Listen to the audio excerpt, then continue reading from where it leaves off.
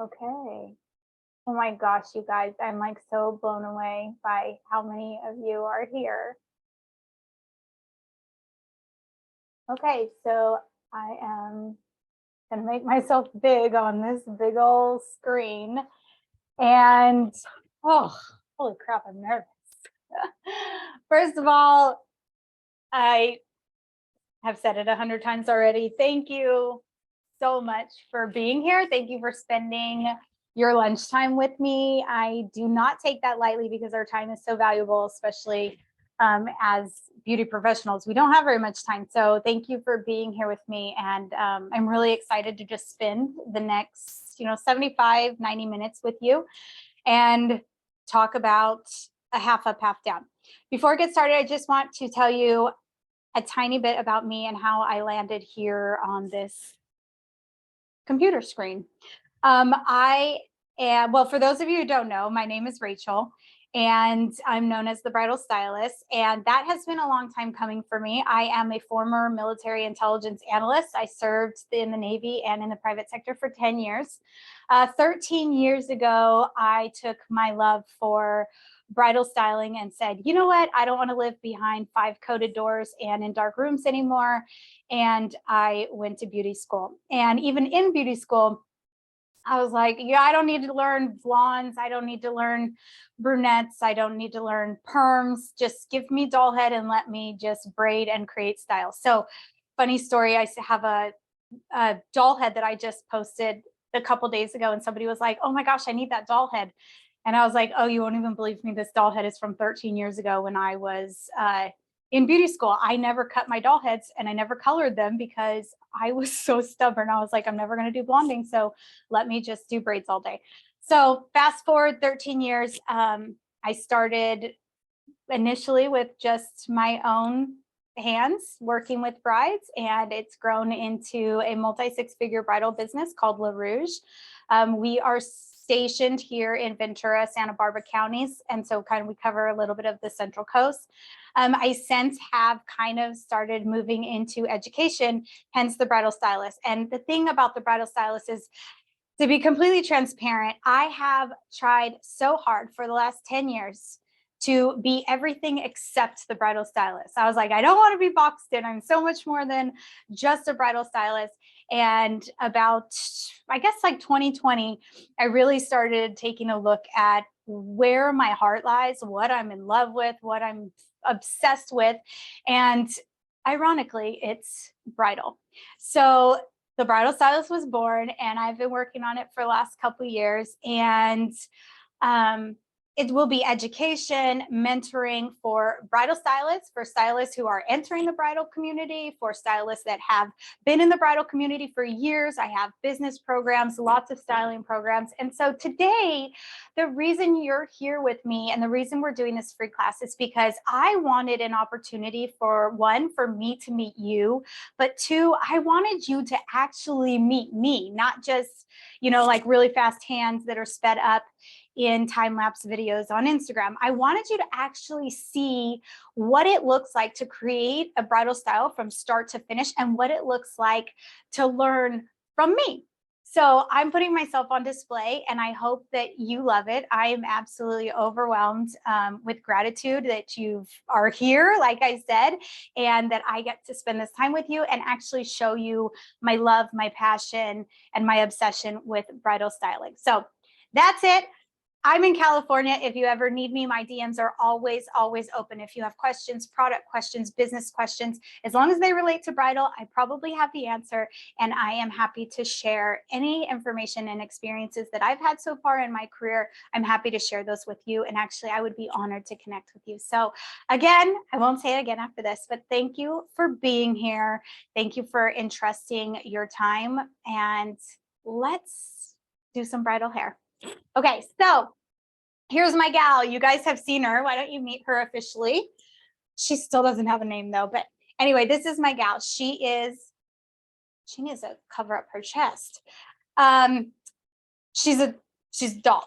I spend a lot of time with this gal. She has a generous amount of hair. So to be completely honest, is this a perfect representation of a head of hair that you will work with on a regular basis? No, maybe 10, 15% of your clients will actually sit down with this texture and this density. However, she's the blondest I have. She shows up the best on camera. So we're going to hang out with her today.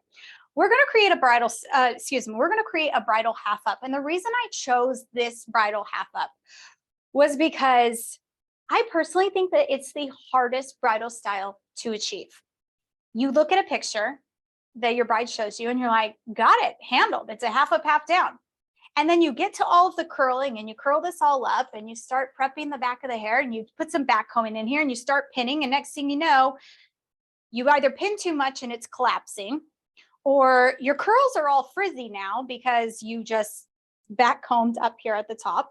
And so it's a mess. And then you're trying to make sure that those pins don't show.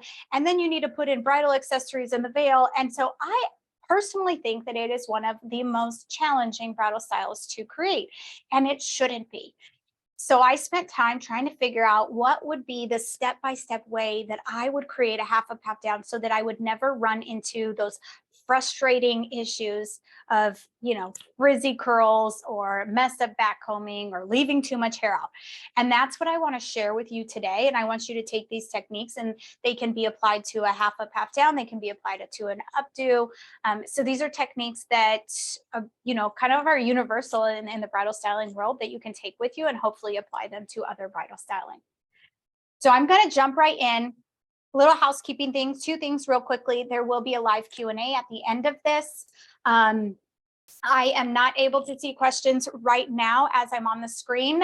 So feel free to type them into the chat and I will answer them there, or hold on to them and you will have an opportunity to raise your hand. But if you don't want to speak on camera, no problem, just type them in the chat. And we will address those after we're done styling. So prep, let's talk about products that I would use for a half up, half down with this texture. First things first is I want to analyze the hair. Now, I already told you that it's a generous amount of hair. It's coarse, it's light, and it's actually quite dry. She needs some major conditioning.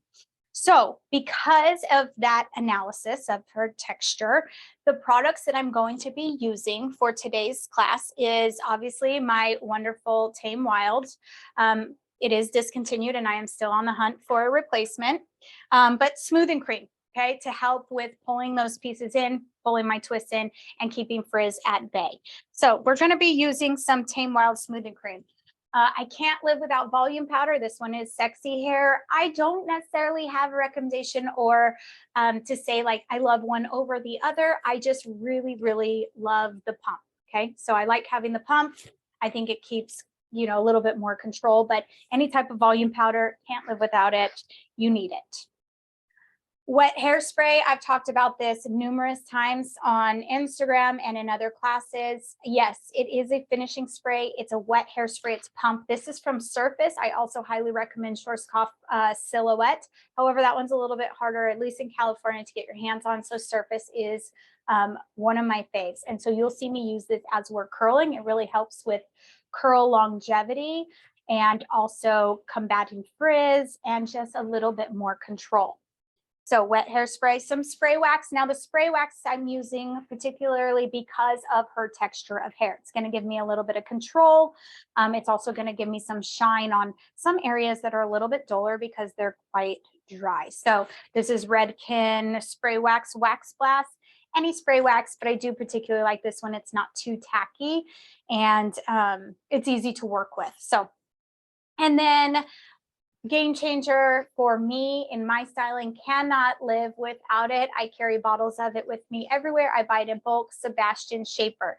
So it's a hold and control hairspray. What I like about it is 1, that it's really light, 2, that it's workable, 3, that it's brushable, and 4, if I layer my products appropriately through my style, brick after brick after brick. And once I get to the very top, all my style needs to hold for 10 hours is a little bit of Sebastian aerosol spray. So I use the Shaper. I recommend the Shaper over the Shaper Plus. Shaper Plus is a little bit stickier. So I recommend Shaper. So those are the products that we're going to use today, and then I'll talk about them again as we're applying them to the hair. So my gal here has been blown out. She was washed and conditioned last night. She's been blown out. And so we want to decide how we're going to map out this half up, half down. Does she want braids in her half up, half down? Does she want twists? How much hair does she actually want down around the face? So when I'm conducting that consultation, I like to put my client right in front of the mirror and make sure that she can see exactly what I'm demonstrating on her hair. So how much hair would you like around the front? You know, do you like this much? Do you want to pull this away? Do you like your ears showing? Do you want this down around the ear? Do you want a heavy fringe? How much volume do you want up here? How much hair do you want down in the back? Do you want twists coming around? There's a million questions that you can ask, but my biggest recommendation and what works for me best with all of my brides is to give them the opportunity to see examples on their hair while you're mapping out the style before you create it. This is going to do two things for your experience with your bride. One, she's going to relax because she's going to realize, oh, I get to be a part of this styling experience as well. And two, it allows you an opportunity to map it out in your head so that you're not recreating work by creating something and having her say, actually, I don't like that, and then having to go in and change it again. So putting it out there and asking those questions up front is ideal and it's a huge time saver. And it's so much easier to create a look when you know exactly what you're creating and you're not guessing. So the more questions, the better. We're going to leave down a little bit of hair around the face, not too heavy, but we're also going to make sure that the ear is still covered. A little bit of volume through here. We're going to do a little bit more of a natural volume, so not anything too high. And so we'll put a little bit of back combing in here. We're going to do some twists and give it some really nice texture. And then we're going to do more of a beachy wave here with some straight ends. So let's get started. The first thing that we're going to do is we're going to start curling. I'm going to be using my Bionic 1.25 today. Let me talk to you really quickly about barrel size. For me, and this is my opinion, I do almost every single style with a 1-inch. There's very few times that I'll actually use a 1.25. My hair right here is curled within 1 inch, and you can see how long it is. Now it's not curled, you know, layer by layer like we're going to curl with hers. It's also not curled with wet hairspray or any product at all, but a lot of times we will use that 1 inch because of curl longevity. The only time that I would even recommend adding a 1.25 into a bride is if she has very, very coarse hair like this and it holds a curl like no tomorrow. Hers does. Therefore, we're going to introduce the 1.25 today. I'm also going to be using my Babyliss micro crimper, and you can see really closely the reason I love this one is because of the amount of mountains and valleys that it has. It's really, really small, and that's going to give us some really nice texture and volume up here. But we're going to get this curled up first before we actually waste our time doing any of the texturizing up at the top. Okay, so we are going to spend a little bit of time curling. So as we're curling, I'm going to talk to you about several different things. But before we do that, let's get this hair pulled up and out of the way. I want to create a really nice clean section just from ear to ear. I'm going to go a little bit lower than, I'm going to go about the bottom of her ear. So you can see that section is quite large. It's going to be okay because we're going to take narrow sections. And we're using a bigger curling iron, so our sections can be a little bit bigger. In terms of curling iron and sectioning, the size of your section is dependent on the size of your barrel. So if we're using a 1.25, you can see the size of this barrel, then we want our section to be the same size. So about 1.25 square inch. That's going to give you even heat distribution. throughout the entire strand so that you get consistent curls. We're going to start prepping this hair.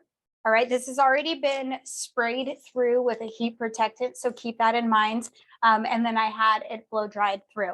Now I'm going to take my wet hairspray, and because I'm going to be using the entire section, instead of isolating every single section and then curling, I'm going to apply my wet hairspray to the entire strand.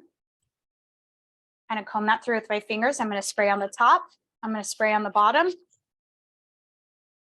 then I'm going to take my Tangle Teaser and just comb that product through.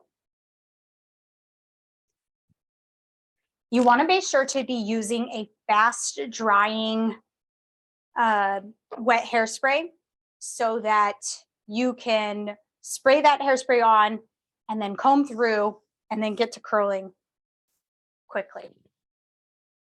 If you haven't used the surface one yet, I highly recommend it. So now we're going to take these sections, and what we're going to do with our curls is we're going to go away from the face on both sides. So I'm going to start down here at the nape. Make sure my section is nice and smooth. And I'm going to clip that on. And since I said we're going to do more of like a beachy natural wave, I'm going to leave out about the last 2 inches of the strand. And then as I release that, I'm just going to give it a little pull, and you can see it just creates a really nice elongated curl. So nothing too tight. So another option that you have for a really nice beachy wave or a beachy style is you could change directions of the curls every time. We're not going to do that for this one just because, not really any particular reason. I'm just going to go in the same direction away from the face on both the left and the right. So I'm just going to continue curling this. Now that I hit the center here, then I'm going to flip flop and I'm going to rotate my curl towards the center. When you're curling, and these are really, really simple techniques, but they're so important. When you're curling, in order to create consistent curls, you need to have even heat distribution. It is so important. And the only way to get even heat distribution is to make sure that, one, your section is not too large. If your section is too large, then that heat is not going to distribute through the entire strand. The second one is to make sure that when you're rotating your barrel and wrapping the hair around the curling iron, that you're not overlapping your sections, because if you're overlapping your sections, then where it is overlapped is not going to get the same heat distribution as the rest of the curl. And when you let that out, it's going to have a funky curl pattern. It's not going to be consistent with the rest of your curls. So I'm going to drop down another about 1.25 because that's the barrel size I'm using. So my section is going to be,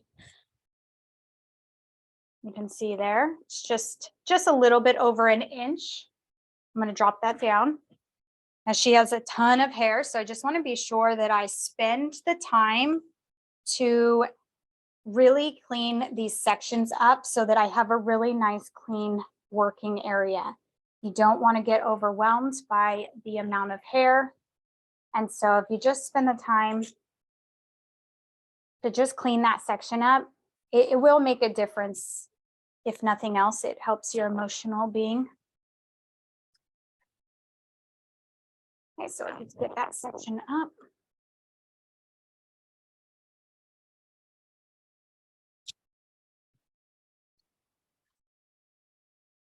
Quick pro tip for you: when you're doing hair, try not to throw the hair into your client's face. So just wrap it up a little bit so that it's out of their face, so they're not uncomfortable at the same time. So I'm going to split this section in half, and then first I'm just going to detangle. And I'm going to take my wet hairspray, apply it to the top, apply it to the bottom, take my detangler again.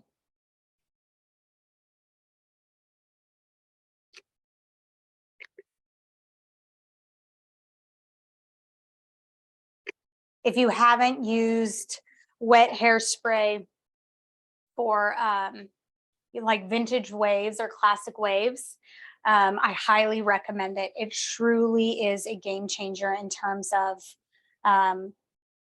just the quality and consistency of your curls. And a style like that, it's so important that each of the coils are exactly the same, that it really does make a difference in the overall aesthetic of that look. So I highly recommend trying that out.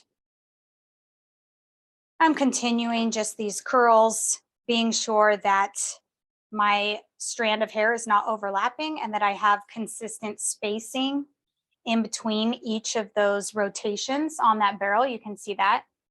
That also helps with really consistent curls.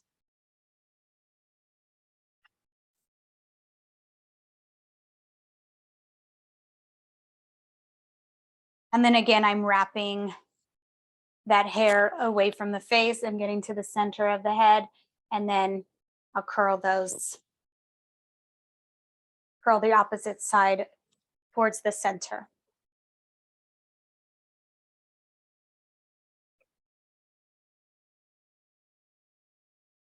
Take your wet hairspray. You can apply a generous amount. Just be sure that after you apply that product, that you spend time smoothing out that strand. You want to apply the product and then actually comb through and distribute that, but also make sure that it's 100% dry before you apply heat.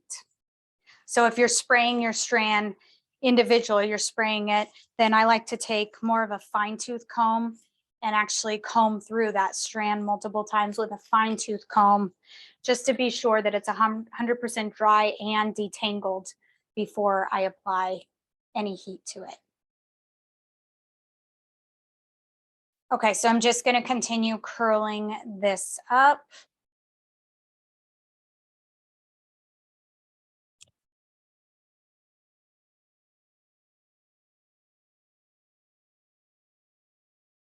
So let's talk about a few tips when it comes to choosing your tools. I've been doing hair since I was a little girl. I grew up in a salon, and so I've been messing with curling irons and blow dryers since I could walk. My first bride that I ever pampered was when I was 15 years old. And she was the sister of a gal that I played competitive soccer with in high school. And she was getting married, and I always loved doing everybody's hair for prom. And so she was like, do you want to do my sister's hair? And I was like, yeah, of course. So I did it. It took me 3 hours to do her updo. I definitely did not know any techniques or tricks or tips or time savers at that point. Luckily, I was not doing her makeup as well. So otherwise, she probably would have been in my chair for like 6 hours. But anyway, she had beautiful blonde hair just like this. I'll remember it forever. So anyways, all that to say, I've been rotating and twisting curling irons. And a lot of hairstylists and beauty professionals know that we struggle with carpal tunnel. So I like to talk about tools because I think it's really important for the longevity and the physical health of hairstylists as a whole, regardless of what facet of the industry you want to work in. So I've been messing with a lot of tools lately. If you've noticed on social media, I've had quite a few that I have accidentally dropped lately, and they completely busted. So my Bionic 1-inch long barrel, I dropped it one time, only one, on wood floor, and it totally shattered and was not operational anymore whatsoever. So I was really devastated about that. And I was like, oh man. So I have the Babyliss 1-inch barrel as well. And I started using that one because I broke the other one. And what I noticed right away when starting to use that barrel was that I had a ton of wrist pain. And that doesn't work well when you are seeing brides, 4 or 5 days a week. So I kind of started like paying attention to like where it was hurting on my wrist and what was going on. And what I realized was that the Babyliss 1-inch barrel, although it is wonderful, the heat distribution on it is great. For me personally, it's not a good iron for me to use because the handle, I don't know if you can see this handle is tapered. So it gets smaller as it gets down here. It's a little bit thicker here. My hand can go around this, but I can also use 2 hands to twist it. The babless one is about, I would say like maybe a 1 inch, but all the way down, just 1 inch. And because it doesn't taper, basically, it hurts my wrist so bad to twist. So anyways, I have avoided using it from now on. So if you're looking for new tools, as much as it's hard for me to say it, I was really disappointed when my bionic barrel like just totally broke down and I can't use it anymore. But I will say that what is the word I'm looking for? Like the ergonometry of the barrel, it actually is better for my wrists. And so I just want you to pay attention to, as I am twisting this barrel, I can no longer twist with just one hand. So I'll show you when I'm actually wrapping this hair around, I'm smoothing that out. I let go and I end up twisting it with 2 hands because my wrist is not strong enough to do it anymore. And so I just want to talk about that because this is new in my life personally, something that I'm just kind of dealing with. I know about 6 or 7 years ago, I had to switch over from Marcel's to clip irons. And I was like really sad about it. I'm like, oh no, I'm getting old. And now I have since had to start paying attention to the style of the barrels, like the handles of curling irons. And so if you run into that problem, I just want to throw that out for you to pay attention, or before you buy something, actually work with the tool or make sure that you can return it, because they are not all made equally. And so you want to preserve your wrists, especially if you want longevity in this industry. So take it as you will, but I just thought that I would throw that out there as I'm constantly twisting this barrel. That's something that I just am so conscientious about now, is like how my wrist feels. And I don't want to age out. I don't want to lose my wrist and not be able to teach. So it's really important to me to share that information with you as well. All right, I'm landing over here on this side. I'm continuing to just get these curls put in. And I'm over here on the right side of her face. And so I'm just going to rotate this barrel away from her face, being sure that I have even heat distribution, that the hair is even as I'm wrapping it around the barrel. And then just kind of pulling those ends to elongate that just a little bit. After this section here, I'm going to pull down everything and then talk about how we're going to prep the crown before we put our curls in. So this is the first tip that I have for you in terms of how to map out and the steps that you'll take in creating this style. So if you look at here, I'm almost right there at her temple. I'm going to release the rest of this because here's what we would naturally do. We would continue curling, right? Of course we would. Why not? So we would continue curling, and we would bring all of this hair, curl it all up, and then go in and start prepping this. But what I found is that you end up messing up all of your curls. So instead, drop down once you get to the top, drop down all of that hair, and let's start prepping this hair before. So we'll put the back combing in it. We'll put some micro crimping in it to give it really nice shape and control before we actually curl it. And then we're not messing up all of our curls. So the first thing I'm going to do is I'm going to grab my Babyliss micro crimper. I think it's actually called a texturizing iron, but micro crimper, whatever you want to call. And it's always super fascinating to my clients, like that I'm crimping their hair. The reason why I'm so obsessed and highly recommend a crimping iron is not just for the volume. What I have found with a micro crimper is that it truly does eliminate frizz. And why does it eliminate frizz when you're like, I'm adding texture to it? Because it is smashing together those baby hairs and those adult hairs. So as you go in with this micro crimper, you want to work really, really fast, just like that. Okay, and then pick up another section. So you don't want to hold it on the hair very long. This is a really fast movement. and then move on. Okay. And then I'm taking pretty thin sections, work really fast, and then drop that down. How far you go down really depends on the shape that you're creating in your half up, half down, or in your updo. It also depends on the texture of hair you're working with. So if you're working with really frizzy hair, then I highly recommend doing as much of the crown area as possible, because that is going to help that frizz stay at bay, because you're smashing those hairs down. I'll flip this over in 1 second. Okay, I'll drop this down. And then I want you to see, actually, let me show you one more section this way. Okay, so I'm gonna lift this up. And then I'm gonna take this section right here. And so you can kind of see that it's just kind of, it's not horribly frizzy, but it's not smooth or shiny. So now I'm gonna take my micro crimper and I'm gonna smash, smash, smash, smash, smash, smash, smash. And then you can see just how much shinier it is. So now I'll flip this over and you can compare the two sides.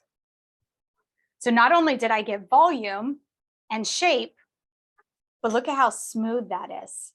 Isn't that gorgeous? And then look at this side. And that's just doing like, you know, maybe a 3-inch section on that side there.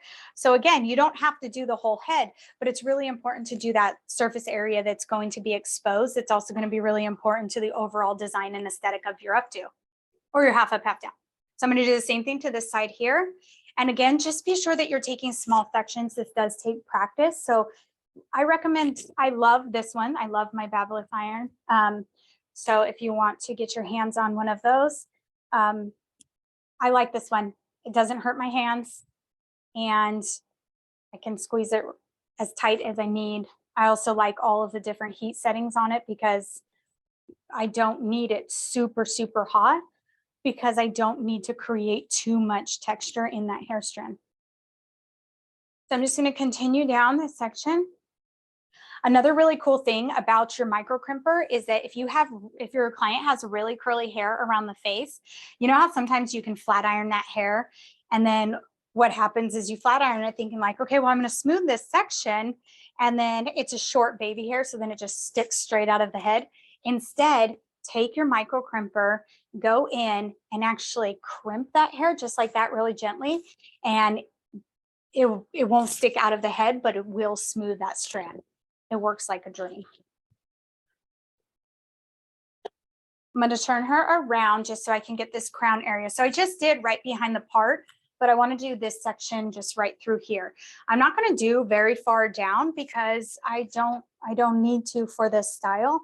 But I do probably micro crimp, I would say 80% of all of the clients that sit in my chair, bridesmaids, moms, brides.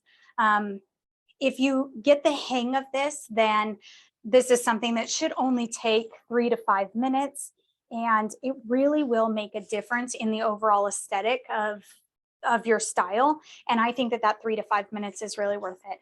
You know, if you want to be known for luxury services, then we do need to take some of the extra steps. And this is one of those extra steps that the return on that investment of time truly will be worth it in the photos. Okay, so I'm just going to bring that down. So I didn't even take that very far down, just enough to where I'm not going to get that nasty frizz right there at the crown of my style.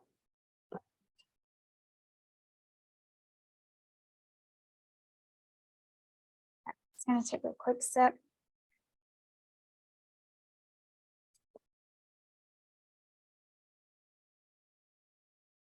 Now it's time to go in and put in some volume, because I don't want to curl this and then back comb because it's going to make all of my curls frizzy. So I want to actually put in some of that volume right now. So I'm going to take my volume powder. And again, I don't necessarily have a favorite brand, any volume powder. I just do recommend the pump. You do have a little bit more control. So I'm going to start at the back here. Turn her this way. I think we'll work with the center part. Looks good right there.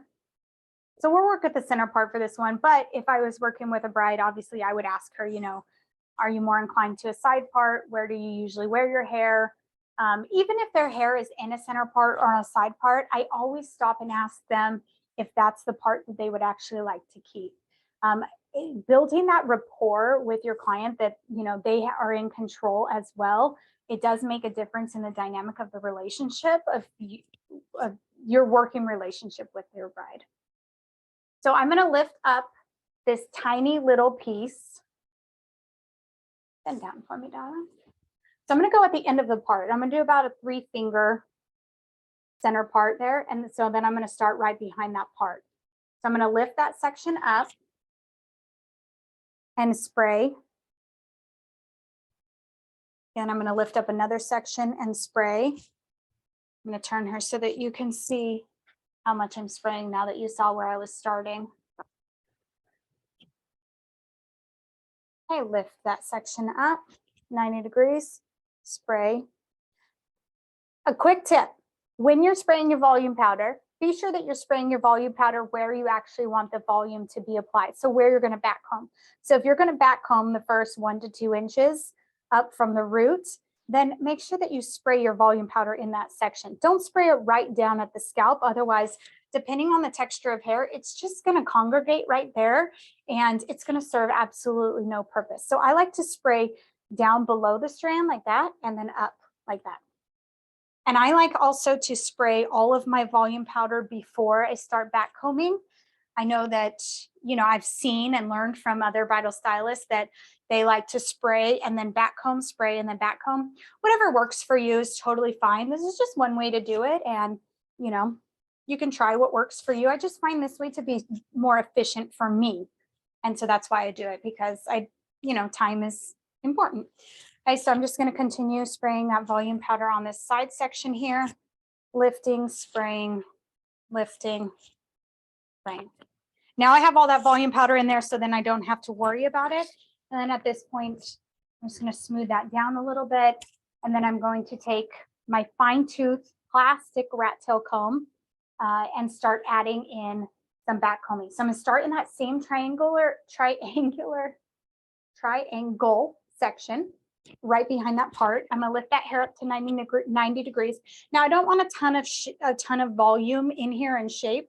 So I'm just going to do a little bit more of some natural back combing that is going to give me some shape and control, but not necessarily too much of a poof. So I'm going to lift that section up. I'm going to add another section to it, and then I'm going to bring that down. Okay, I'm just doing about 2 or 3 passes. 1, 2, 3. And then instead of dropping that over in front of her face, I like to drop it back, pick up my next section. And then I like to hold all of the section up together and then add in a little bit more. And then I drop that down. And so you can see it's not a ton of volume, but it's just enough that we have some really nice shape there and some control to create some really pretty texture. That's all I'm going to do right there. Now I'm going to go and take this corner section and do the same thing. I like to take the little triangle section from right behind the face framing pieces that I'm going to leave down, lift that up a little bit there. And now I like to take a little bit from my center section and a little bit from my side section.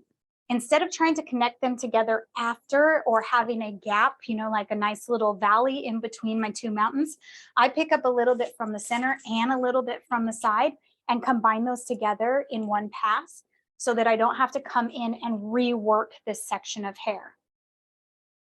You don't need to go down too far, especially on the side. You just want to make sure that there is some shape there. So what I want you to see is that now you can already see that this is connected together. See how there's no like weird valley right here? It's already connected together, which is what we want.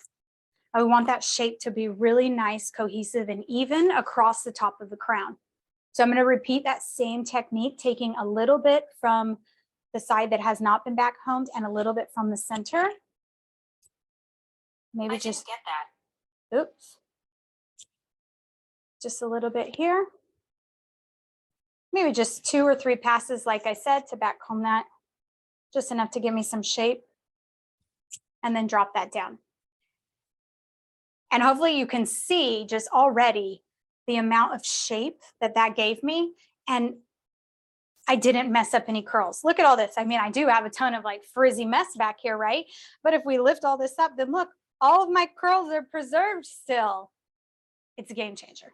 Okay. It really will help you cut down on timing just so that you don't have to recurl all of those. You might still, once we get to the top and we pin this in place, you might still have to recurl one or two, but one or two is a lot different than the entire top of your half up, half down. Okay, so now that I have that shape in there, just going to kind of piece out some texture. I'm just kind of piecing this out a little bit. Just want to see it. You know, I'm not marrying to anything right now. I'm not committed. I'm just kind of messing this a little bit because I want some movement there. I'm going to take a little bit of wax spray, add some shine and control just right across that top section. Start molding that in place so that the hair starts knowing and accepting that, hey, this is where we're going. So you can see just those little ridges I'm kind of creating and mapping out this crown area. And what this also is going to help me do is it's going to help me decide how much hair I need to actually pin back. So now that I have that shape coming from the front, I can see that already. And then I know like, okay, I just need to pull about this much back, right? I don't need to pull all of this back to create this style. So now that I have that, I'm going to go in and actually curl the rest of the hair. I'm not going to section it up again. Now I'm just going to be really careful about taking sections just like this, smoothing those out. You can smooth them out with your tangle teaser. You can smooth them out with a wide tooth comb, whatever works for you. But now that that shape is up there, it's not going anywhere. So now you can just curl these last pieces. So wet hairspray.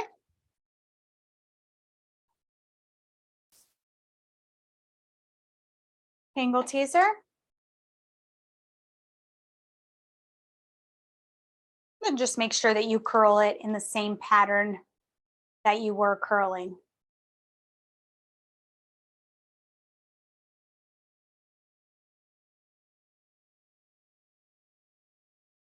Okay, and release that down.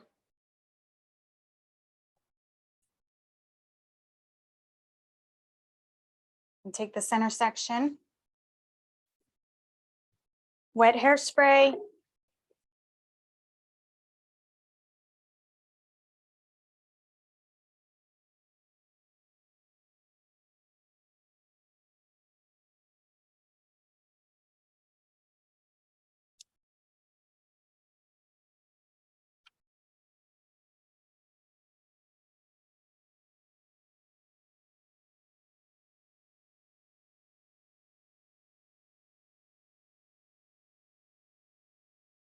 I'm just using a different comb to curl this, to pull this out, only because it's what I grabbed.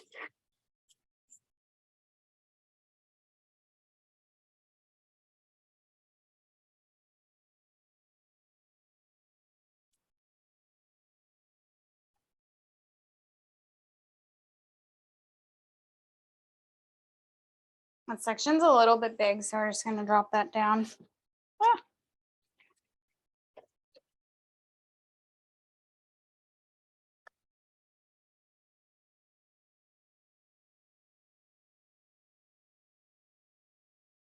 So you have to tell me in the chat, what are your favorite curling irons to work with? Now that you know that mine is the Bionic, tell me in the chat, what is your favorite iron? And then also, you know what I would like to talk about quickly while I'm still curling this, unless you have specific questions about this curling.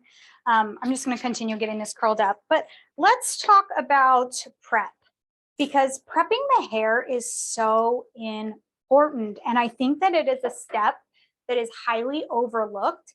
And when I started prepping my clients' hair, my styles they just started, they were so much prettier. And I didn't always prep the hair the way I do now. So some of my favorite prep steps that I take with almost every single one of my clients is figuring out what the root needs in order to create the style that I wanted to create. So if it's super, super fine hair, I love a sea salt spray at the root. I apply it generously to the root and the crown, and then blow dry that. I do a really rough blow dry first, and then I do a really nice round brush just right at the root. It gives me some lift. It gives me a little bit of grit. It really does make a huge difference. So sea salt sprays. Some of the sea salt sprays, well, actually one of the sea salt sprays that I absolutely love. And if you have another one, I'd love to hear it. I'm always open up to product recommendations. I love the KMS sea salt spray. And I haven't been able to find it lately. So I have been using the Surface sea salt spray. And it's great. It does the job, but it doesn't leave me with the same amount of like grit and control, especially in finer hair. So sea salt spray, you know what else it's really, really good for? Sea salt spray is if you have a client that comes in with, you know, a little bit too dirty of hair, right? We're like, we want clean, very clean hair is the best to work with. But, you know, sometimes people are still holding on to that whole old idea that dirty hair holds better, right? Well, no, not really, because if your hair has a bunch of oil in it, then all it's going to do is steam in my face until I can't breathe. But one way to help, it won't completely eliminate the oils. I promise you, if you know a way to do that, I'm all ears. But one way that really helps is to apply that sea salt spray to those really oily areas. It's usually right here, the back of the crown. And do the same thing. Then use you can rough dry it, you know, with a tangle teaser or a paddle brush, and then just be sure to round brush that. And that's going to give you lift and control and kind of reshape that crown area so that you have a more aesthetically pleasing look. Sometimes the hair is just so dirty that there's not a lot you can do. But one thing that I have found in terms of product and using products as a bridal stylist is that I kind of steer away from using too much dry shampoo. I feel like it can sometimes just get a little bit too heavy, or if it's too oily, if there's too many oils in the hair, I think that it kind of gets like a clay-like, and it's harder to back comb that area. So I find that the sea salt spray works better for me personally.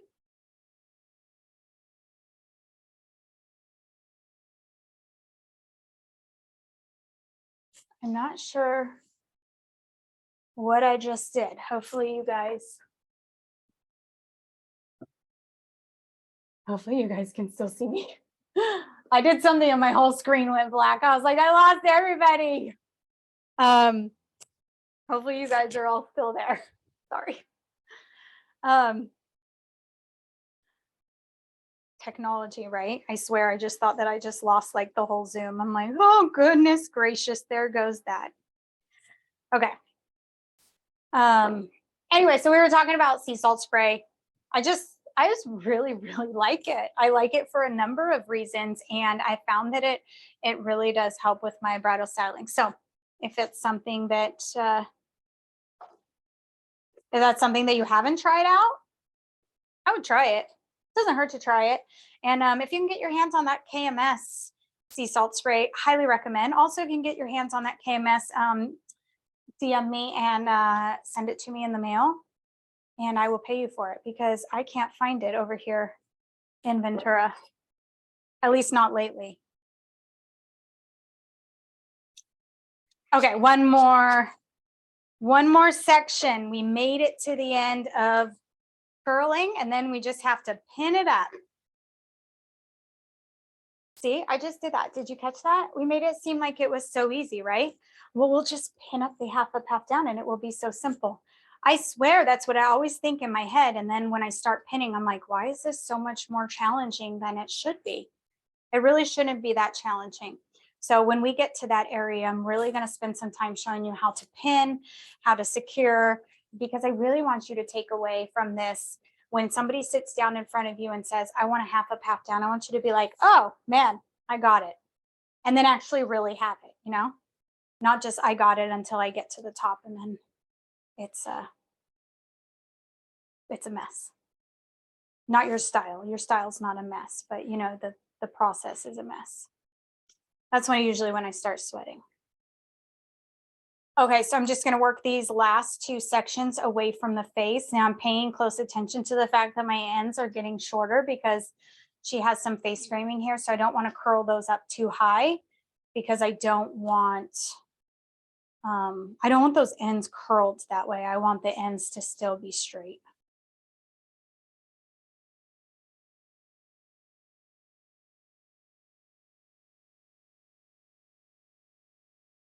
All right, last one.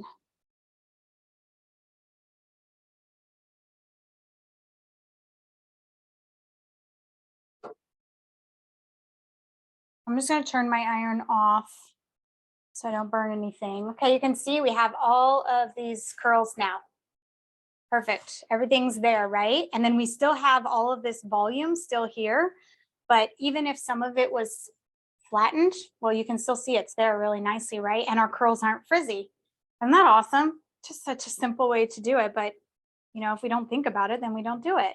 And then these, we can start pulling these little sections of these curls that we just took.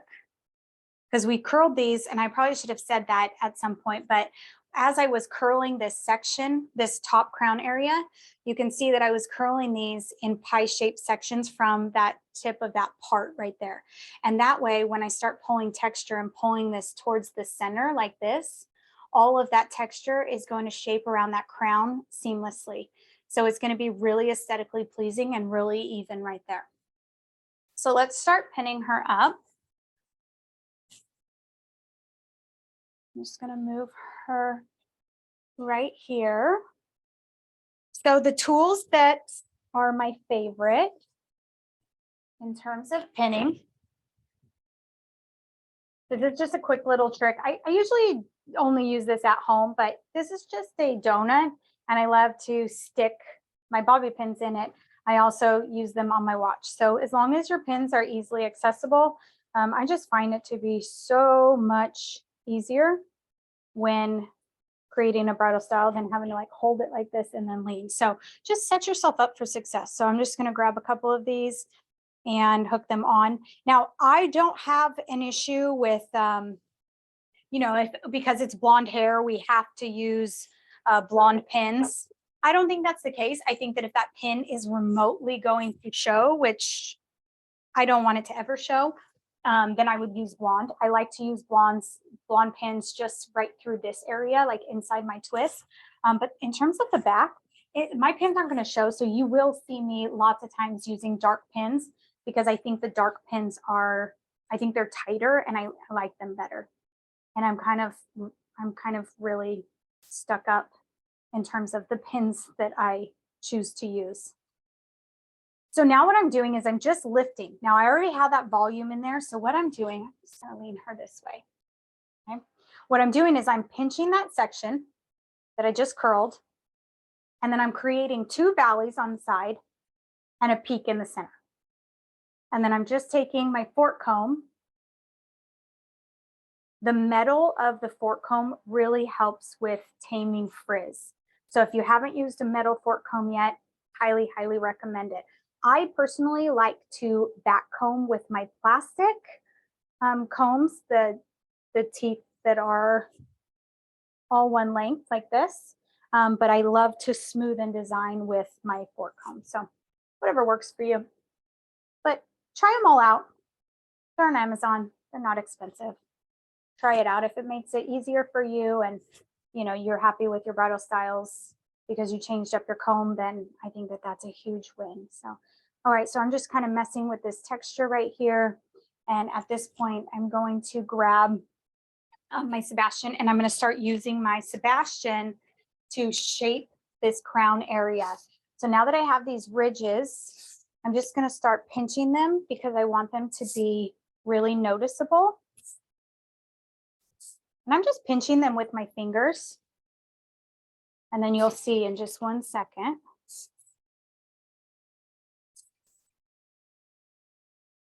You'll see those ridges starting to take shape.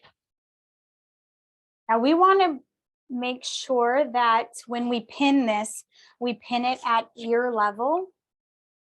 If you pin your sections too high, they don't look as modern. You kind of age them a little bit. So when you're thinking, where do I need to pin my half up, half down? You want to pin it right where the crown, the bottom of the crown, where it starts cupping under. That's where you want to pin, which is right about the top of the ear.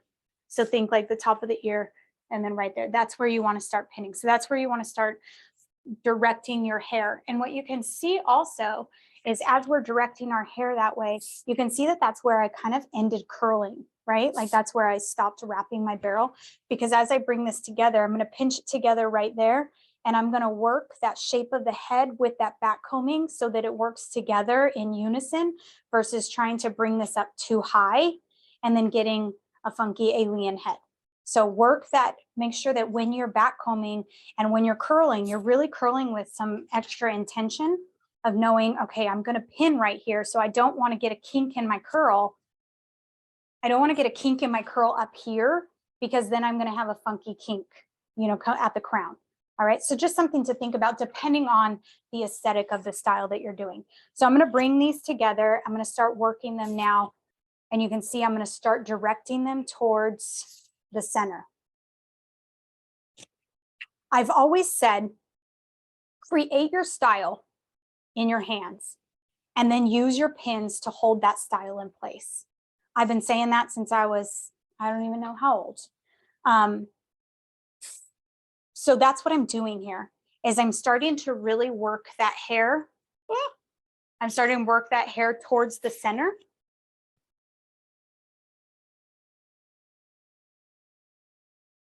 Because that's where I'm going to bring it all together and pin it.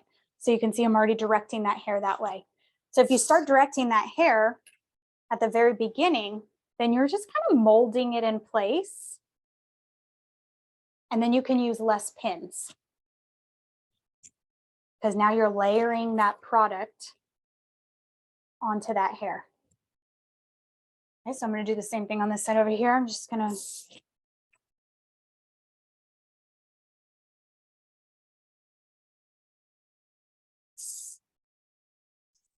you can see I do use quite a bit of this spray, which is why I like that it's workable. So that I'm not creating a, you know, really, really heavy helmet. Okay, I'm just going to push this out of the way a little bit so that you can see behind that white wall. Awesome. Okay, and now I'm going to start pinning this.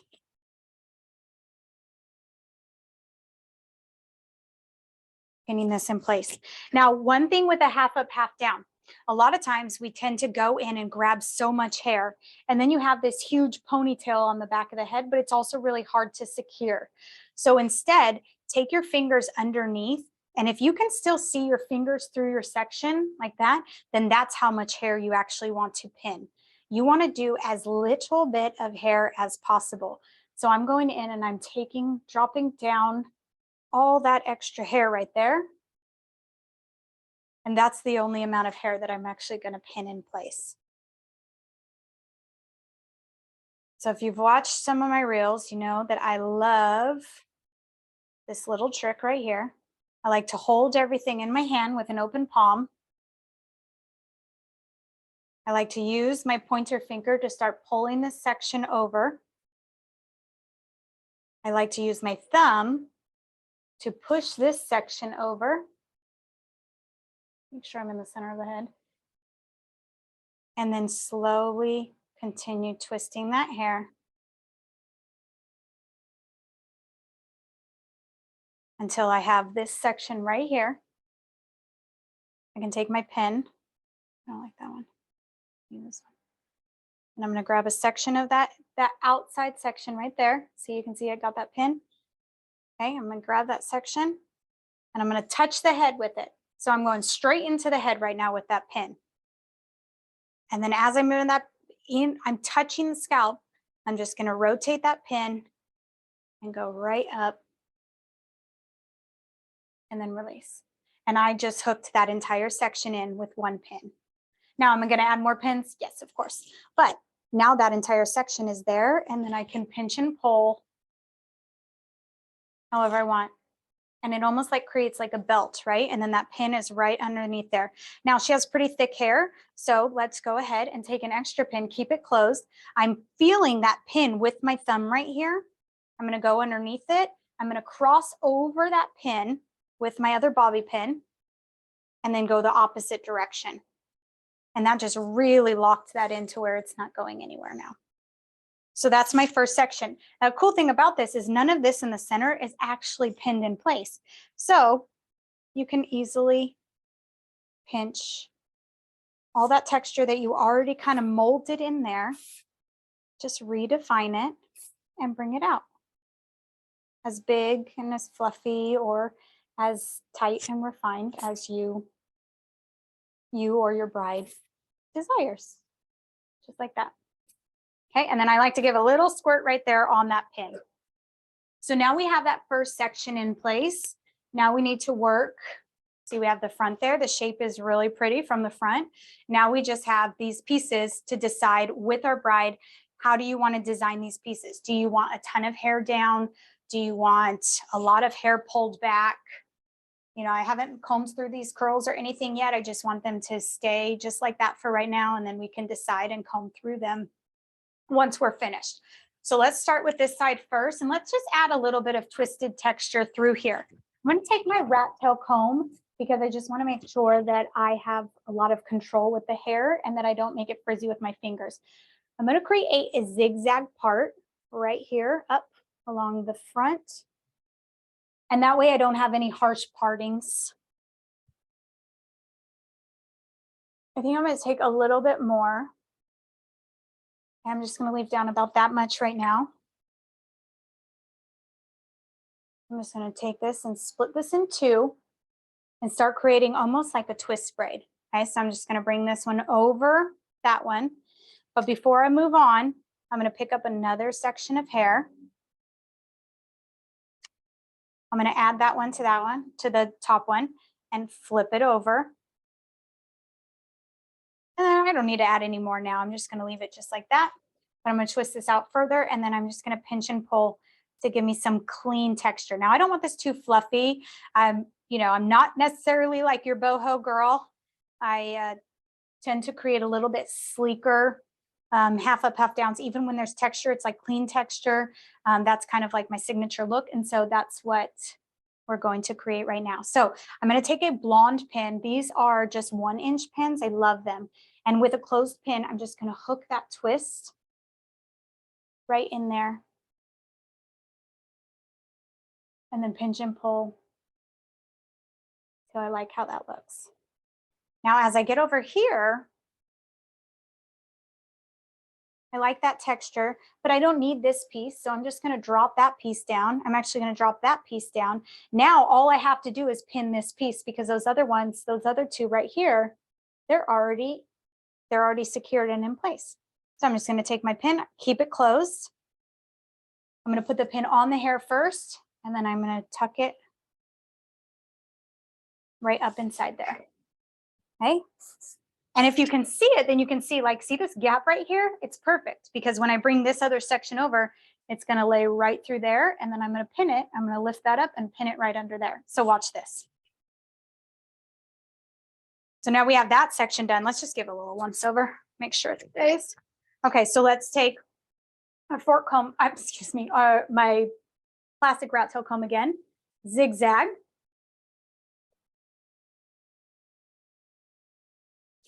The center part makes it easy because, you know, we have the same amount of hair on each side.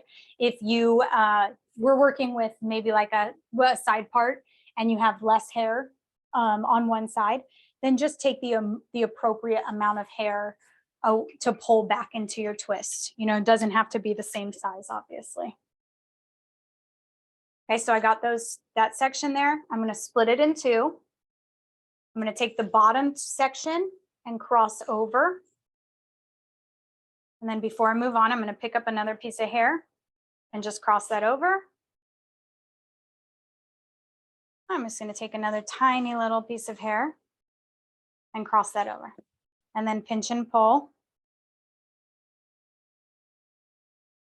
Let's create a little bit of texture. Before I move on, I'm going to take another small blonde and put that in. Put that in. Just so that holds really nicely in place as I'm continuing to work.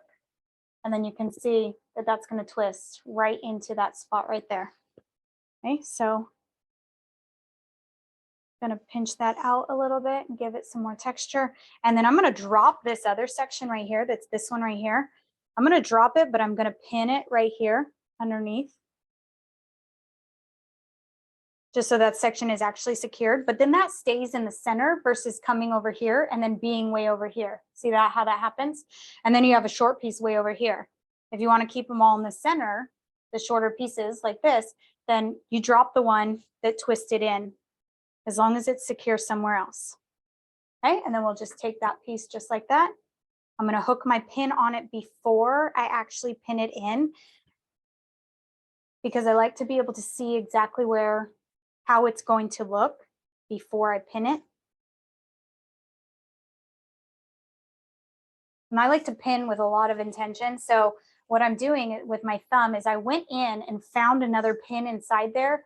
And then I crossed this pin, even though I kept it closed, I crossed it over another pin. So that just added just that much more security to this overall look. So now we just want to go in and refine. You can pinch and pull, make this as fluffy as you want.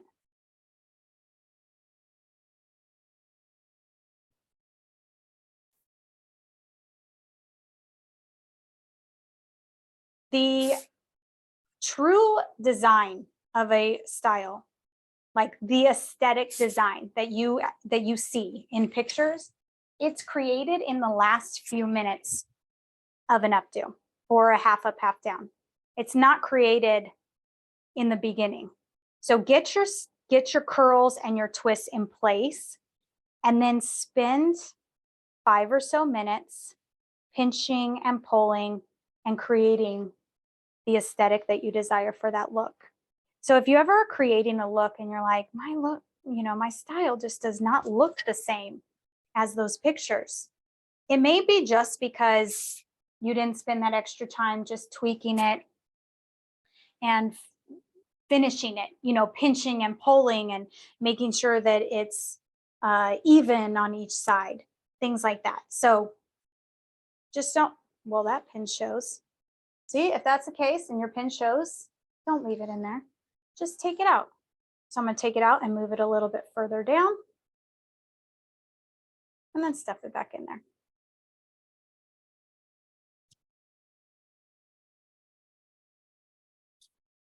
And then I just want to fluff this and make it big and poofy.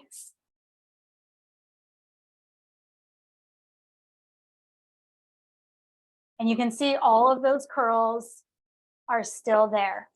You can go in with your fork comb and separate these curls that come together in that first section, that very first section that I twisted over. I like to go in and separate those curls. Just be sure that you hold this section here as you're kind of combing through, but separate those so that it's not like a big clump right there.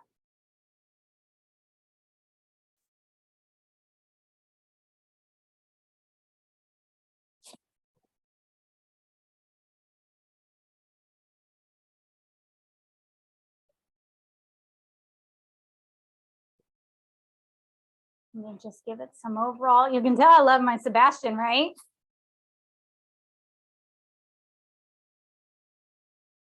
Can you see the difference like in this design now from when I first pinned it up? I mean, what a significant difference. And that's what I really want you to remember too, is that in that last few minutes, that's where all that tweaking and that changing and that perfecting goes. I mean, even these curls look different just after just kind of splitting them apart a little bit than they did when I first pinned them up. So that tweaking really happens at the very end. So just don't rush them out of your chair. Don't leave them in your chair too long, but don't rush them out of the chair, because you really do want to spend that time perfecting the style. So from the front, let your bride see her hair. At this point, you can comb through some of those curls. I like to just comb through them with my fork comb.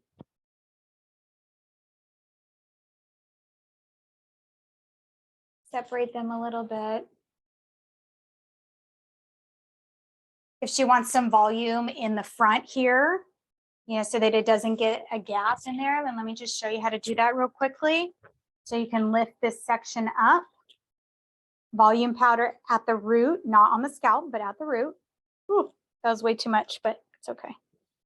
Okay, I like to use my plastic comb first for back combing. So back comb that.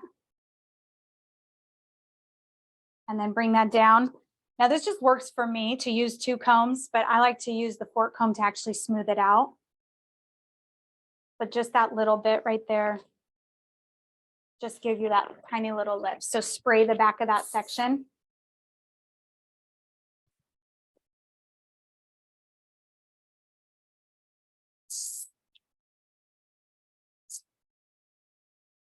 Okay, and then we can do the same thing. I don't know what I did with I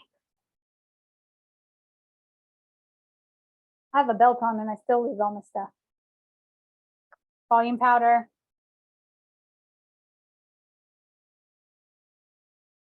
Little bit of back combing. Smooth the very top of that with your fork comb. And then a little spray on the top.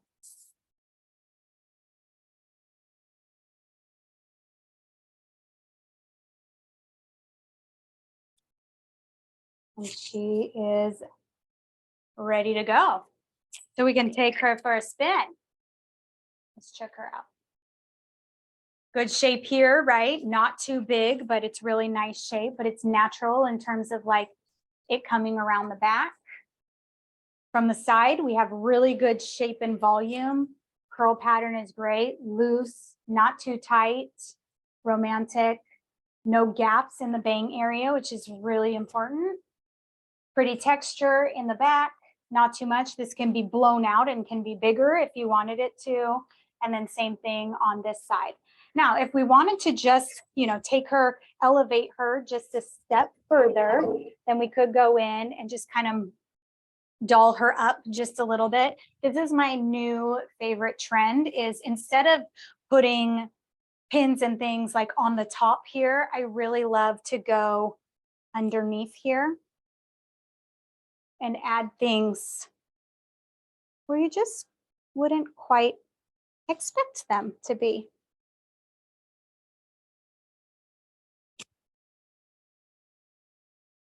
It just gives a little bit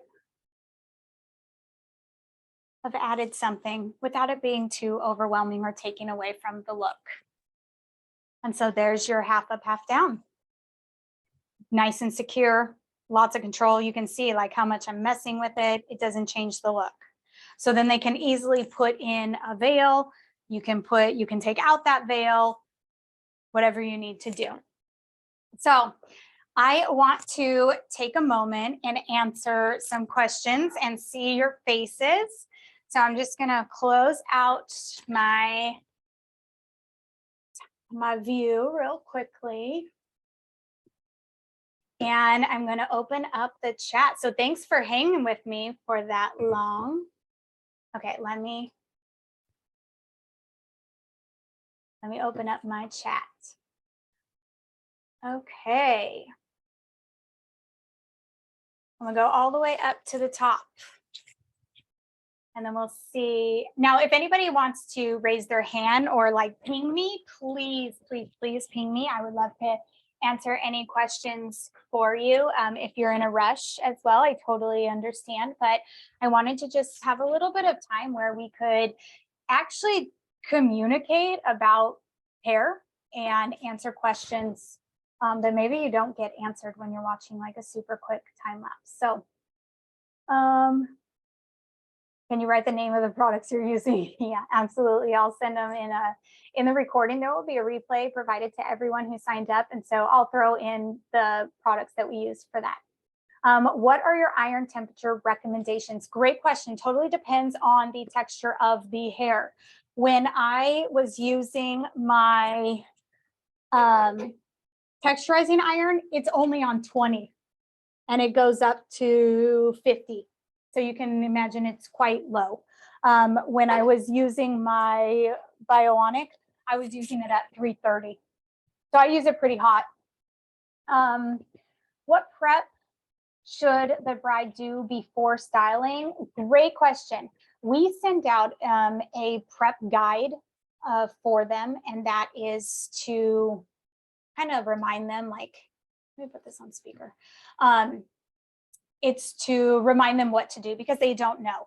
The biggest thing that we ask for is 100% dry, clean hair. So, and then if somebody has really fine hair, then we always recommend avoiding any conditioner around the scalp. If somebody has super curly hair, then we recommend, you know, depending on how curly it is, we recommend that they blast it dry and then just give it to me as frizzy and crazy as it is and let me tame it from there. So it really depends, but I think washed and 100% dry is our go-to. GHD or T3 in terms of favorite irons. I haven't used the GHD. I have used the T3. Does anyone know what hairspray she's using? I missed that part. Okay, I'll put that in the replay, but it is the Surface hairspray. I love it. You guys are so sweet. You answered people. I love Bionic, Nanospray, and Beach Spray. Too dirty of hair. I hate dirty hair, you guys. I hate dirty hair.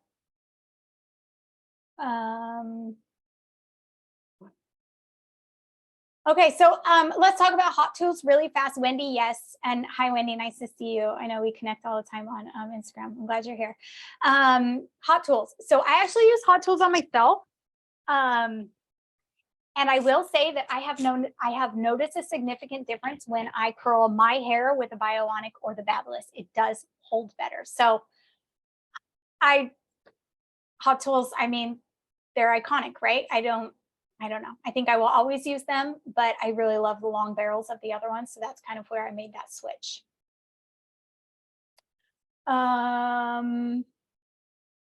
Prepping tips, yes. Okay, I had a bridal trial on Friday, but the curls did not last at all. It was virgin Indian hair and very long. I would appreciate any tips.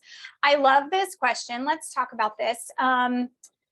Super long, heavy hair is always going to be one of the hardest to curl because that curl is going to elongate immediately. What I recommend is running one sea salt spray, depending on how sleek that strand is, running that sea salt spray all the way through the entire strand. Is it going to take longer for you to prep the hair? Absolutely. Is it going to help in your overall bridal styling and the success of your style? Absolutely. So just add in that additional time and communicate with your bride and let her know that this is what you need to do in order to make her curls hold. Run that sea salt spray all the way through the entire strand. Micro crimp the entire crown, and then if you need to, micro crimp the bottom section. It's going to give it a little bit more grip and texture. It's going to expand that strand, and by expanding that strand, it might help hold that curl better. Use a wet hairspray before every single curl that you strand. So spray it with wet hairspray, comb it through, detangle it, make sure it's super smooth, and then wrap that hair around the barrel. And my last tip, even if that like doesn't hold, then my last tip is to actually pin them before, instead of dropping them because they'll elongate, wrap them up and pin them. But here's my one thing. I don't ever, ever, ever recommend, if you're just doing elongated curls, you know, kind of like this gal back here, never curling them and pinning them up here. It's a waste of time. Waste of time. It's an unpopular opinion, but it's a waste of time. Instead, if you need to curl them if you need to pin them, then take them off of the barrel like this, hold them like this, use a bobby pin or a hairpin, and pin them here. curling them all the way up to the scalp is not going to change how the end, especially if it's 6, 12, 18-inch hair, it's not going to make a difference. It's just going to be more time on your end. Does that pin lay horizontal or vertical? I'm not sure which pin. I'm assuming it's like the first pin. It actually goes up at an angle. So it hits straight in like this, and then it turns along the scalp and then goes up at an angle like that. And then that other one comes underneath all of this section here, underneath it. And then I find it and then I clasp it on so that it gives me that. So it ends up being 2 pins under there, but that first pin is really holding everything in place. I love that you guys were answering questions in here. I love bridal community. Now I know how to make it work. What if you pull too much? I'm assuming hair. If you pull too much hair into the back here, release it. Just release it and drop it back down. Always, once you get to the point when you're doing an updo like this, or half a puff down, once you get to this point, always hand a mirror to your client and let them see, let them work with you to actually create all of the aesthetic in the front. Otherwise, you're just going to be reworking your style. So give them a mirror, ask them, show them if they're like, if they're like, oh, I just want this piece down, show them like, okay, you just want this piece down. Okay, but are you sure, just making sure you don't want a little bit more down, or do you want this all the way up, like this? Show them all of the examples and the options, because they don't know all of the options that they have, and they might not even know which option they like best until you actually demonstrate it on their hair. It seems like a lot of questions in the beginning, but it will truly make a huge difference when you're creating and save you time.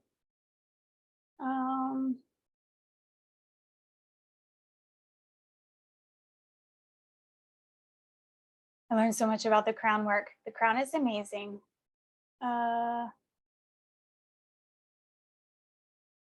My tool belt and those pins, they're just from Amazon, but I will say that the Bridal Stylist is currently working on their own tool belt, so stay tuned. You guys will be the first to know. What's the best curl technique that will last all day in Florida? Anti-humidity spray, wet hairspray, and sometimes a wand works better than an actual curling iron. So I would work with the two and figure out, I'm not over there, so I can't speak quite, to the humidity, but figure out which one works better based off of the different hair textures that you're working with.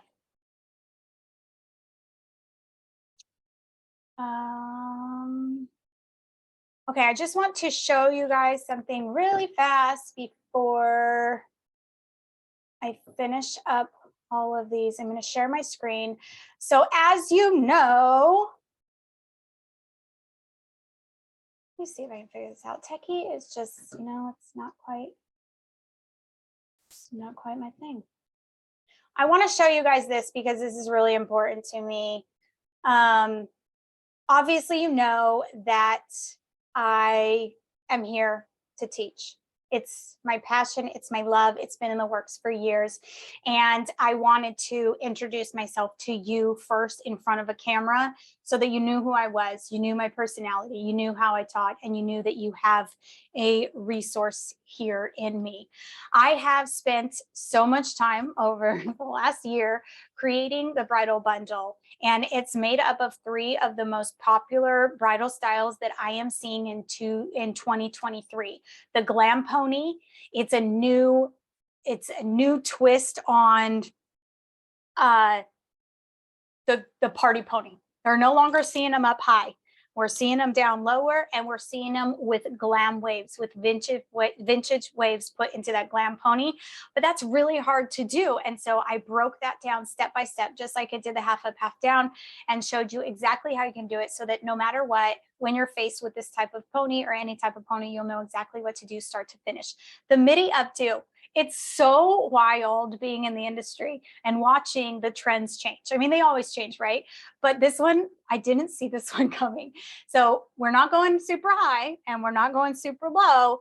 It's right smack in the middle, and it's elongated from the bottom of the crown down to the nape area.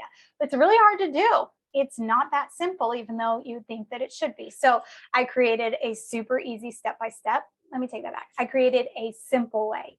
You need to learn the techniques, then it will be easy for you. And then wearable waves. So we love the vintage waves. I've been having a huge conversation on social media about, is waves a trend? Yes, unpopular opinion. I think 100%, you'll hear from me, Rachel the Bridal Stylist. I think that vintage classic waves are a trend. I've been doing bridal hair for 15 years now.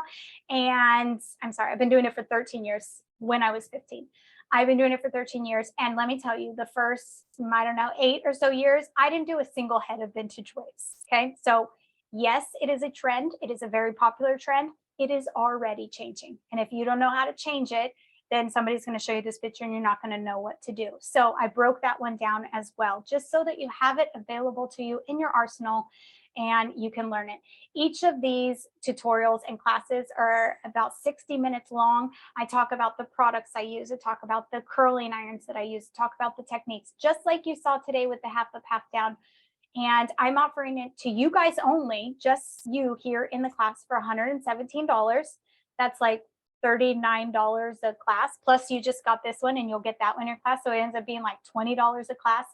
But this is an introduction to me as an educator. And the bridal bundle is just really built near and dear to my heart because bridal is my everything. I just am obsessed with it and love it. And I want to share my techniques so that you too can create luxury styles and share them. So $117 today. The link will be put into the chat right now. Click on it. You have 24 hours basically to get that $117 deal. Here's the deal, and go ahead, Cheney, and throw the discount code. So the discount code that you'll use to get this $117 deal is half up, all caps, just like today, just like we created right here, half up. So take advantage of that. Let me know if you have any questions. You can DM me, but again, it's only for 24 hours. This is $117. It's like less than bobby pins cost these days. And so I just want to make sure that you guys have this available to you. And I'm just really excited to share it with you. It's been a long time coming and it's really been near and dear to my heart. So it's a passion project that is finally out in the world, and so many more to come, but this is the first one. And so introductory, and thank you for being here with me today. I want you to have it for like $39 a class. And think about the return on investment for that. You could turn around and charge somebody, even if you are on the low end, you would charge somebody $75. You could do an updo and a half, and then you've already paid back and you've gotten 4 bridal styles. Otherwise, and then return on that investment, you can take that and you can make that over and over and over and over again. This truly will change the way you see bridal styling and the way you look at these photos and know where to start and how to work through every step of that. So 117, it's there for you. Click on the link, ask me if you have any questions, and I would love to talk to you more. 24 hours for the 117, and then the price will just go up for everybody else who didn't decide to come hang out with us today. I think that pretty much wraps up I have a few more questions here. If you want me to answer them, I'll just go ahead and answer them. But if you guys have to pop off, I absolutely want to be conscientious and respectful of your time. Oh my gosh, Bex is here from the UK. Thank you so much for being here. I have no idea what time it is there, but so I'm just going to start right here again. What is the best curl technique that lasts? Oh, that was my Florida one. Sometimes wanding, I will say this, sometimes wanding the hair works better than, I'm just gonna put this on speaker. Sometimes wanding the hair works better than curling it, like clipping it into the barrel. So that is something that I would try. Okay. Sometimes when I put pins into the twist, they don't feel like they are securing anything. They feel very loose. Am I doing something wrong? Made it look so easy. Yes and no. One, you're not doing anything wrong. You might just not be getting close enough to the scalp. Two, if you're opening your pins, then sometimes you'll grab too much hair. And if you grab too much hair, then a lot of times that pin can slide out. Three, if you're not using tight pins, then they're going to slide out no matter what. So let me show you the differences between, I don't know if I have any bad pins sitting right here, but I'm going to show you pins. So this pin right here, when I open it up, see how fast it snaps back on my finger? And even when I pull out, it still snaps back, okay? I think this pin is a bad one. So no, I lied, it's not. Okay, no one's tight. I don't know if I have any bad ones right here. I always pick through, and if I get bad ones somehow, okay, I'm just gonna pull it really, really tight and show you, but sometimes you'll get a pin and then you pull it open and it just stays open like that. It doesn't snap back. And you'll start, if you start really paying attention to the texture and the tightness of pins, you'll notice a difference as soon as you touch the pin, that some are really flat and don't have rounded edges. Some of the metal's just not as tight. I truly don't know why they are made differently, but they are not equal. And so the brands that I highly recommend using, and the only brands that I will use are Salon Care. And I believe that you can get that one from Sally's, but I get it from Cosmoprof, and Strictly Professional. It comes in a neon green box. I did look up at one point and they come from the same exact manufacturer, which is hence why I like both of those. But Salon Care and Strictly Professional are the ones that I love.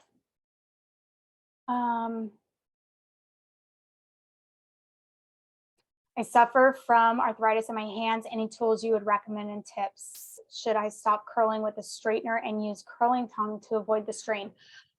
I'm not a doctor, so I'm only going to answer this question from a stylist perspective and only from my own experiences.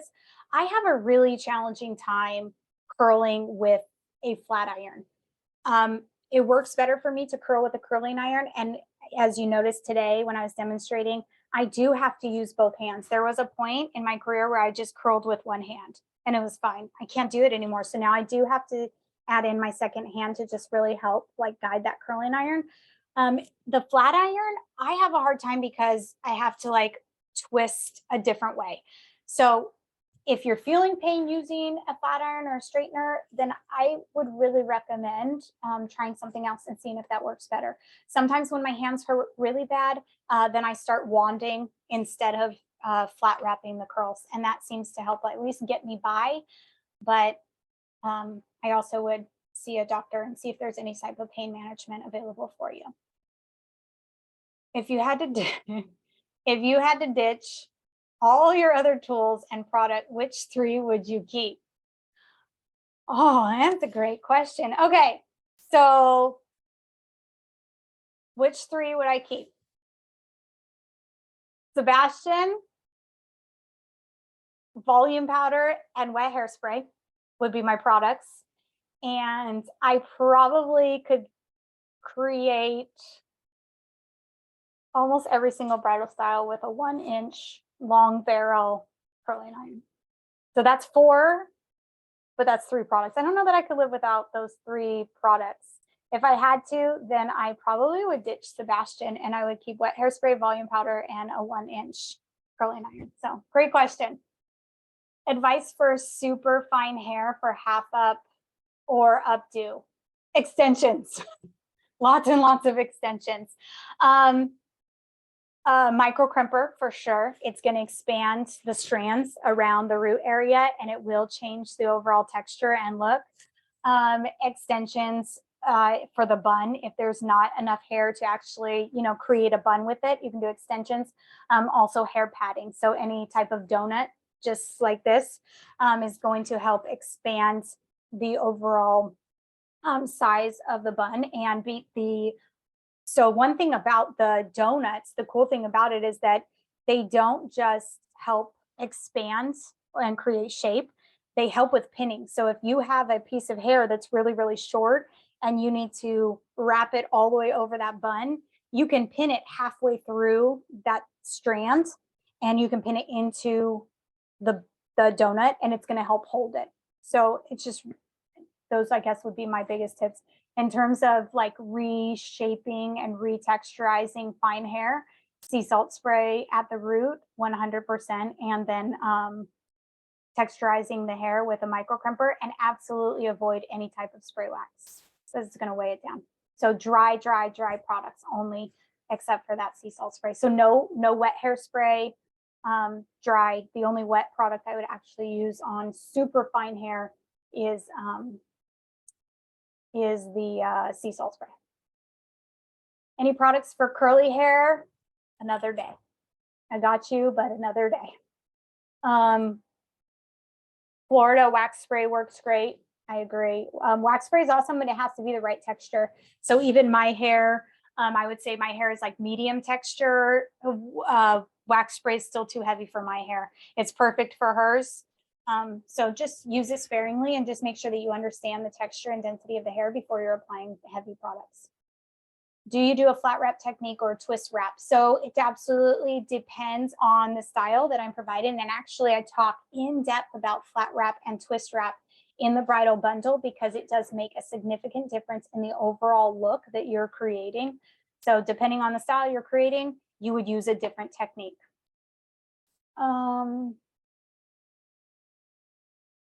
And then there's the bridal bundle for you. I think I made it almost to the bottom. How to stop the ends of the hair looking like Medusa. They look great when I first finish, but I find that they look separated. Lauren, I would love if you're still here to DM me and ask me a little bit more about what you're talking about. I don't know necessarily Medusa or like the ends, how to stop the ends of the hair looking like Medusa. If the ends are, do you want me to say, I can explain it a little bit. Yeah, you're here. Yeah, tell me. Hi. So when I finish the ends look really nice and everything looks all like how you did it. And then I find a few hours later, if I see a picture, some of it, my hair is disgusting right now, but it's like, there'll be like a piece here and a piece here. And like, instead of it all looking like nice, is it just the way that they're touching it and moving it around? Or should I be like putting texture spray or something in the bottom? No, it's probably the type of hair. But if we went and threw her in the car or something and went and messed with her, can you guys see her? I have a chat box in front of it, but can you guys see her?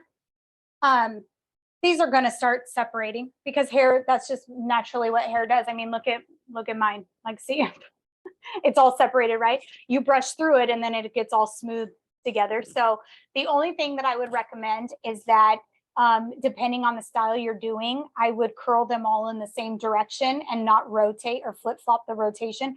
And when you flip-flop that, then you do separate the curls more. So for her, I didn't want to separate them too much. I wanted like this really pretty cohesiveness in the curl pattern. So I curled them in the same direction. That's just going to help each of the curls land in the same spot.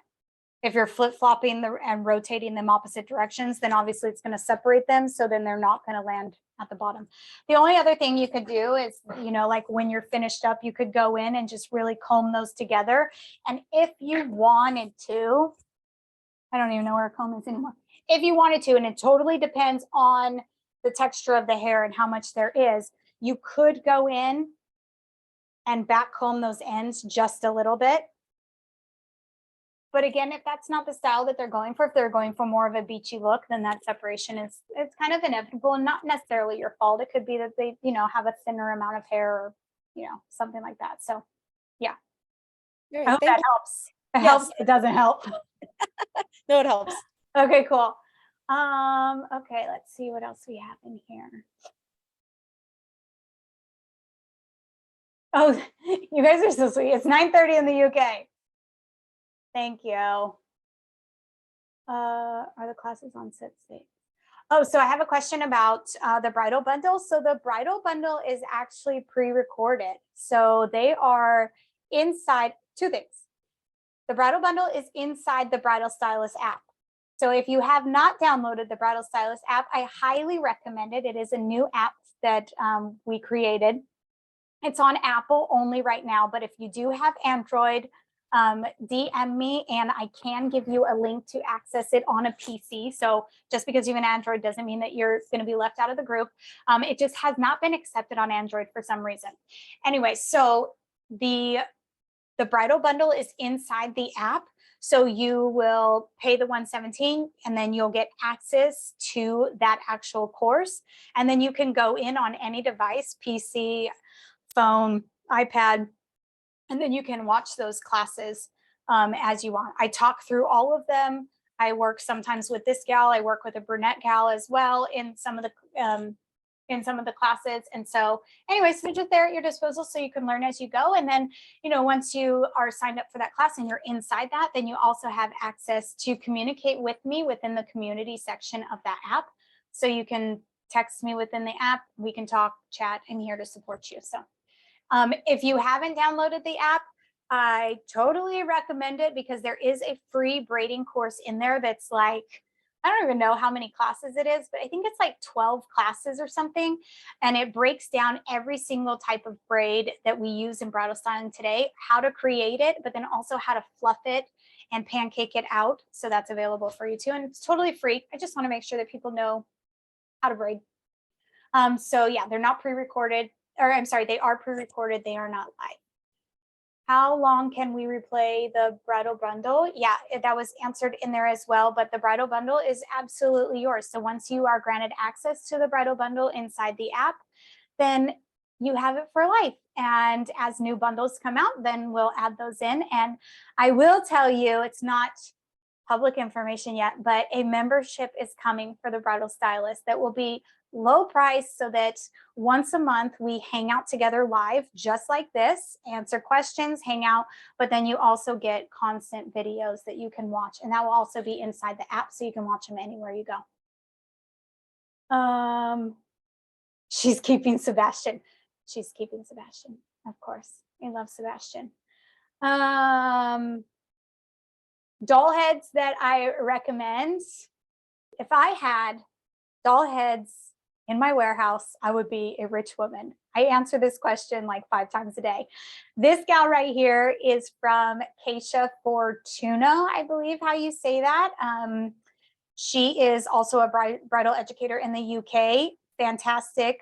The only issue that I have with this hair, I'm not sure the origin of the hair.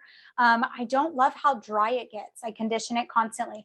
I also have pivot point doll heads, and I have another brand up there that the hair is a little bit softer. So, but I think I would go with pivot point at this point. I like having the shoulders if that's something that you're interested in. If not, then the ones I teach all the time on doll heads that just have the neck, those work too.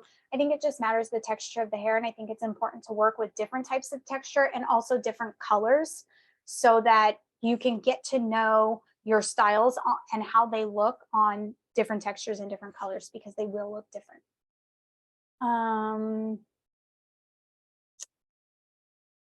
Have you used hair art? I have not used hair art, Francis. If you are still here, my love, I would love for you to DM me and let's talk about hair art. And I'm going to answer one last question. Any tips on how to keep the curl for super fine hair?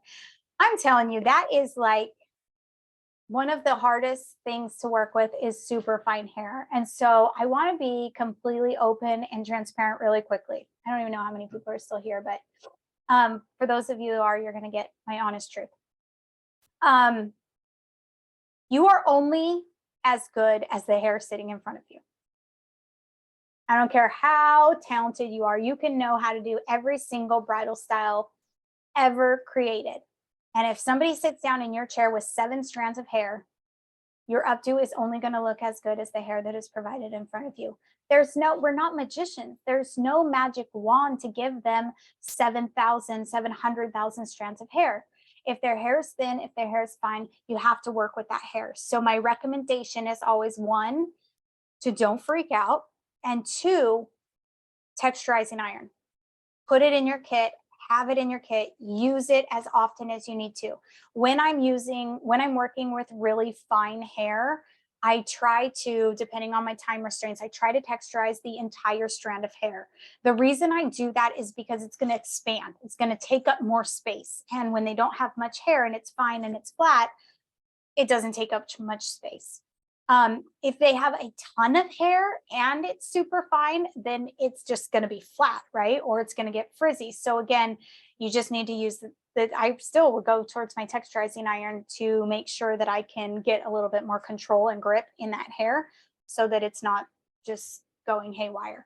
But if you are working at home and you're working on human heads and your models that you're messing with or your friends, whatever, if they don't have hair like this, do not be discouraged, because like I said, only probably 10-20% of your clients are going to have this texture, density, length ever in your whole career. They're going to have hair like me. They're going to have hair like you. And so really just understanding how to keep your cool. And then my biggest tip is to be honest and transparent with your client from the very get-go. So if they don't have a lot of hair and they're showing you a picture of a huge updo that's like on top of their head, and that's absolutely impossible to create, you need to be honest with them and tell them, well, we can't exactly create this exact updo because her hair is longer than yours. Your hair has to travel all the way to the top of your head and it's not long enough. But then from there, give them options. We could do this instead, and we can mimic the picture or the feeling in that picture, but we can't create that exact style, but we can customize a style that works for you with your texture, your density, and something that you absolutely love. So that's kind of how I work around like actually communicating with your client in that, in like a tough situation. But again, all that to say, if it's really difficult hair and you don't have enough hair to create an elaborate bridal style, it doesn't matter how much talent you have in your arsenal, it's not possible. So give them recommendations, extensions, texturizing spray, options for different styles that still give off that same whimsical, romantic feeling that they are chasing, but maybe the aesthetic and the overall updo looks a little bit different. That was long-winded, but I hope that answered that question. Anyways, I think we will wrap it up. Again, from the bottom of my heart, thank you so much for spending time with me. I will get this recording up and ready for you. And if you have any questions or you want to chat with me, please DM me, Rachel.TheBridalStylist. And my inbox is always open. And don't forget, there's 24 hours to get your hands on that special $117 pricing for 3 full tutorials. And just like you got from me today, that's what you're going to find inside those videos. And so you have 24 hours, click that link and be sure to use that code, that discount code HALFUP. Thank you again for being here, and I will see you on IG. Bye, everyone.